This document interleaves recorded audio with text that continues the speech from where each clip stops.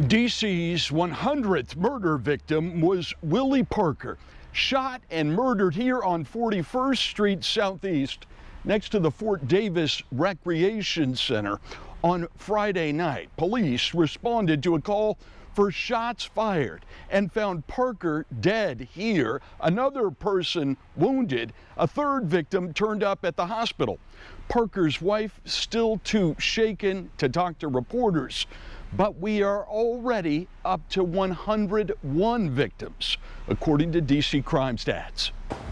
At the White House, Mayor Bowser sat at President Biden's right hand as the administration struggles to cap a surge in violence. Stemming the flow of firearms used to commit violent crimes.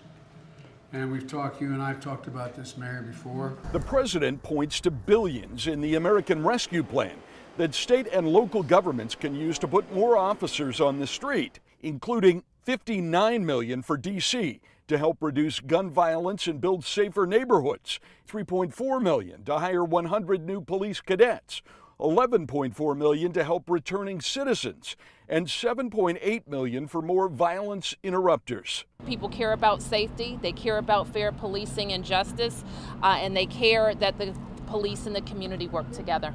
D.C.'s police union is out with a statement blasting the city council, accusing it of demonizing police officers and passing misguided legislation. It says nearly 400 police officers have already resigned or retired. Nearly half of them, it says, have simply turned in their badges and walked away. We need help. But among many victims, there's a sense that police and political leaders need to do much more. At the White House, Bruce LaShan, WUSA 9.